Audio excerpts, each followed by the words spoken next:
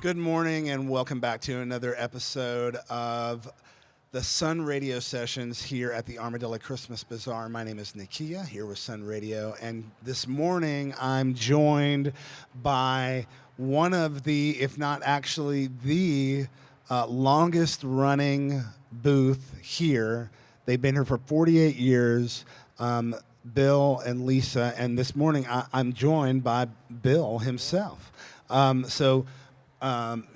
Welcome to one of the Sun Radio Sessions, and welcome back to another day at the Armadillo. Yeah, 48 years is a long. Yeah, it's a lot of years. We started. I think I started back in 1977. Wow. And we were all drag vendors on the drag. Sure. And I think Bruce tells the story. It was Lucinda Williams that suggested to bring the vendors in from the drag, and they would have some income coming in at the Armadillo. Yeah. And it wasn't very much money. It might have been even like $25 to come and sell, which I didn't jump on the first year. And as soon as I came down here, I went, oh, I messed up because this is fun. Right. And it was all your friends were down there, and you could drink a beer and make some money and hang out. It was a good deal. So what I'm hearing you say, Bill, is that in 48 years of you doing this, the Armadillo hasn't really changed. It really hasn't. It's the same vibe, the same people, the same community. Exactly. And the same magic. Yes. No, it's nice. I love coming back. We actually toyed with the idea of last year being our last year, but it only lasted through the summer. Oh, good. And then the next year is going to be the 50th, so we have to be here. You got to be here for that. You got to be here for that, and everybody at home has to be here for that. The 50th anniversary of the Armadillo Christmas Bazaar is happening next year, and as we heard yesterday in my interview with Ann Johnson, they are already looking forward to that and planning, and it's going to be a great year. I think it's going to be good. Yeah. So tell us about your booth. How would you describe it to somebody that was just walking in the door? Well, we make art jewelry. It doesn't look like your typical jewelry store jewelry. And our main work is cloisonné enamel. Yeah. And that is one of the oldest jewelry techniques. It's been around forever. And it's basically, you take a piece of metal, which we do ours mainly on fine silver, and we'll cut that piece of shape out, and we'll texture it and lightly dome it out. Nice. Then at 1500 degrees, we fuse a counter enamel on the back, a base coat, and then you bend your cloison wires, and that's what makes a cloisonné, and that's fused into that base coat, and then there's 3 or 4 layers of colored enamel fused in to get your colors where you want them, and then you cut and polish them like you do a stone. Wow. Then you set them. Wow. Yeah. I have to say, number one, if you're listening right now, you were just given a very quick crash course in how to do that incredibly intricate work. But number two, that's a lot of steps. And it is. It is not. I know some. And folks, that was the short version. Yeah, exactly. I know a lot of folks might be familiar with enamel jewelry and enamel and other products, but it is not the same as enamel in this sense when it is done on this fine jewelry. I agree. And we do kind of a more modernism type enamel than representational. Sure, yeah. I mean, you can really see it love. in a Frank Lloyd Wright house. Yeah. It's a very, very modern is a great word for it. Also colorful. The thing that really, to me, jumped out at me as soon as I turned the corner when Ann took me to your booth this morning and I met Lisa. Yeah. Was how colorful it was from so far away. Those are, again, fine pieces of jewelry, rings, bracelets, necklaces. They've got it all over there. They're right inside, right when you first walk in. If you hang a right, you can't miss them. That's right. And I was just really struck by the color. Well, thank you. We work hard at it, and the other thing about it, you say you can see it from far away, but when you look up close, you can see the texture on the metal underneath the enamel, and it really gives it a lot of depth.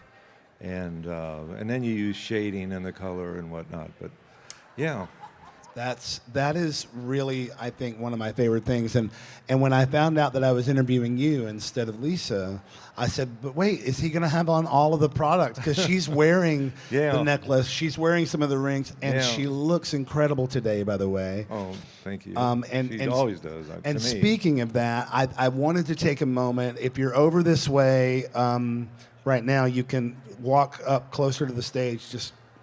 But I want to show you. This is a photograph of Lisa 47 years ago at the Armadillo, the original Armadillo. They're there on the floor. Their child, and your child's name? Darsha. Darsha. Yeah. Darsha, who, by the way, is not only in this photo. Oh, it's upside down. Yeah. Wow. Okay, let's do that again. Yeah, we're gonna rerun that. Okay, well, speaking of that, I have this photo from 47 years ago of Lisa at the original Armadillo. Your daughter, Dasha. Stepdaughter. My Stepdaughter, stepdaughter, yeah. Darsha. Yeah. And she's right there in the photo. And now she's actually working in the booth. She's actually making jewelry herself. She is. And can you speak a little bit about how the Armadillo is such a family affair? Well, it is a family. Our kids grew up here. Yeah. And now it's our grandkids down here. And, well, like last year, our grandson Bodie came down. They were going to, and we have another grandson, Alexander, that comes down. But last year, Alexander, I think he got strep throat or something, so Bodie ended up staying at our house and coming down every day. And he was at the toy booth and getting a yo-yo. He got pretty good at it. And then we have those little carved figures, and there were little broken ones, and he was going around and saying, "Would you like to adopt a little broken animal?" and selling to other artists. And How cute. he's actually always has a little business going, Bodie. But yeah, it's all our kids grew up down here, and now having our grandkids down here, it's great. That's really sweet. You Yeah. know, I grew up in Northeast Alabama. My first job that I can really remember, aside from, mowing grandmother's grass or something, or our yard for an allowance or something, my dad, this was the 80s, my dad would drop me off at a flea market, a very large flea market, an outdoor flea market that had 4 or 5 rows horizontal and 4 or 5 rows vertical, and we're a couple hundred vendors probably, and I would walk up and down the booths, or really the sheds, trying to work for them, trying to load in or load out or sell something. And I did get some load in, load out jobs, Yeah. and then I got a job selling bootleg cassettes. So I get how special it is when there is a young person who sees an opportunity like that and understands, like, oh, I could put some money in my pocket too and have fun. I had fun doing it too as well. I think it probably helps me to become a better public speaker and a better singer, even, because it helps me perform as a young cassette salesman. Okay, so Yeah. you mentioned the drag and how cool that vibe was. Do you feel like that really transferred over into here? Do you think it's better than it was on the drag? Well, the drag was it was a learning experience. Yeah. I mean, because if everyone was out there trying to do as little as possible, but and make Right. a little money and make it a little easier to do nothing. Yeah, and still have time, just enough to come see a show at the And Armadillo. sometimes we would make $50 out on the drag, and then we'd pack up and leave because that was a lot. And it was a different time. I think my rent was $80 a month, and My bills were $20 a month. I drove a $100 car. You didn't have to have insurance back then. You could drink beer in your car and drive around, and there's all this great music around town. And, Right. there's lots of stuff to do, But it was, but if you came up with something really cool on the drag and you were selling a lot of it, someone else was going to start doing it. Right. And the ones that just copied what other people do kind of stayed there, and the people that kept coming up with new ideas moved on, and that's kind of how it worked. And you kind of stuck around and stayed because you now also have a residence in Wisconsin. Is that correct? Yes. Yeah. We're up there in the summer. Right. And we Smart. bought it. Yeah. It's beautiful up there in the summer. You got to get out by the end of September. Yeah. It's not that bad up there then, but it gets. We went in August, my husband and I, to see Green Day, Smashing Pumpkins, and a couple other bands at the Brewers Field. Oh, there. wow. And yeah. And it was gorgeous. Yeah. Gorgeous. I love it up there in the summer. And we bought this old building that was built in 1860. Wow. And it has it's all wood, and it has an Italianate facade on the front with a Greek Revival triangle on the top. And it was actually a relative of Frank Lloyd Wright. Wow. He was a Jones. It's a Welsh community there, and he's the one that he built, I think, part of the state capitol and a couple buildings at the university. But he lived in Cambria and built lots of the houses there. I'll be damned. It's really cool. That is cool. Yeah. But you're when you're not in Wisconsin, you're in Dripping Springs. We're in Dripping Springs. Right. Yeah. And how long have y'all been down there? We've been there since '85, I believe. Gotcha. Yeah.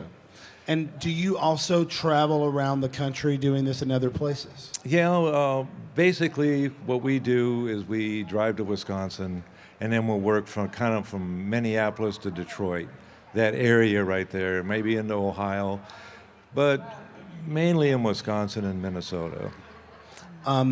Something that I wanted to talk to you about that I didn't get to talk to Michael about yesterday, and I regretted, was I wanted to hear what you had to say about the behind the scenes of the Armadillo. Because all of this incredible art here, and all of you incredible artists are out here on the front, but there's a lot of people running around behind the scenes doing this, that, or the other.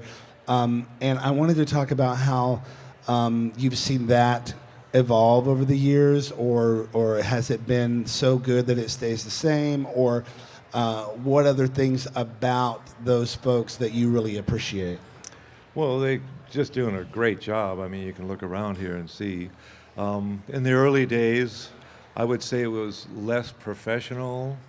Sure. And right, yeah. Because it was, again, you had a group of people that were, trying to just live life and, and make a little bit of money and do some artwork. And, their recreations were a little different than they are right now. Sure. And if Bruce had to be pretty repetitive Sure. to get the point across. I bet, yeah. And, that's not necessary so much anymore. There's a lot more professionalism, and people show up and know what they have to do. But, no, it's very well run, and, it's from day one, getting all the organization, getting you in here, getting you set up, tore down, It really feels like there's someone at each step that represents the Armadillo that's here on site at Palmer. I mean, they have somebody in the yard. They have somebody at the back door ready to talk to you when you get here. And everything is broken down in such a way that it, to me, makes so much sense, organized so well. I'm a big fan of their behind-the-scenes dress-up theme. Yeah. So today is menswear, make it dapper. So this is not how I looked yesterday when I was here, but it's fun, and they make it fun. When they found out that I picked up on they were like, oh, we love that. I'm like, I love it. It gives me something else to do besides get up and just put on the same thing. And no, this is fun down here. It's it real really fun, is. right? It will push you to the end. I mean, when you do a 10-day show, you're going to be wore out, but at the same time, when you're tearing down your booth, you go, oh, another year's gone by, and it's nice. It's a family. Yeah. You know? And I saw that when I played Santa for the Sun Radio Santa. We've been doing it again this year, and I did that on Saturday. And the level of enthusiasm people had when they would see Santa of all ages, it was so beautiful to see. And I would just walk up beside people and start dancing, and they would dance with me. It's a really That's nice. Magical place It here. really is. Yeah. There's nothing like it. No. I've done art shows all over the country, and there's nothing like this. And I go to events every week, and there's no event behind the scenes staff that's this happy to be at work. Like they are all in a good mood and really into it, and I love that about the Armadillo. And I still really do. have people come up to the booth, two in just the last couple of days. One fella said there used to be a photograph at Threadgill's of the Armadillo. Yes. And he said, yeah, I was sitting in one of those chairs right there, and I always wanted to get a picture, and I never did. And I said, well, go up to the memorabilia booth. I bet you they have one, Yep. and I think they're going to hook them up with something. That's awesome. And I'm glad you brought that up, because this morning on my way in, I did bump into Eddie Wilson. Yeah. And, he's been down here off and on the whole time, and he's here today. And I'm going to go over there and pop over there and give him hell for a bit. And just look at all those posters of all the people who played here and the Incredible. history. It's unbelievable. Yeah, and it the really artwork is. done on the posters. I mean, it's. Listen, you and I could have, if you caught our interview earlier this week with Tim Doyle from Nakatomi, I could talk for days about poster art. I feel like it is a quintessential American art form that just like Captures a moment. Yeah, rock poster art. I mean, come on. Yeah. Wow. And so much of where we got that came from the culture of the Armadillo. Yeah. So much of the reason that we love Austin came from the culture of Armadillo. Sure, everybody, was trying to do as little as possible, but as you said, everybody started to change, and things have gotten different, but they're still the same somehow. And that's because of the magic of the Armadillo Christmas Bazaar. No, I agree with you. Yeah. Well, Bill, thank you so much for this conversation. We're going to have another chat in just a bit, so y'all stick around. I'm going to be talking to one of the music artists here. The Tiaras are going to be up here, or at least one of the Tiaras today. And y'all go check out Bill. Bill and Lisa, sorry. Yeah. Y'all, Bill, if y'all could give a shout out to one of the other artists here, another booth. Well, I'd like to say, another friend of mine came down from Minnesota, Jeff Daywall, and him and his wife have a jewelry booth here already. Also. Okay, great. And what are they selling? They sell jewelry. They sell jewelry. And it's Jeff who? Daywall. Daywall. Jeff Yeah. Daywall. Okay, Yeah. do you know their booth number? I don't. All right. Well, they're selling jewelry. They're on the main aisle. They're on the main aisle. Again, welcome to the Armadillo Christmas Bazaar. We'll be back in just a bit with another Sun Radio session. All right.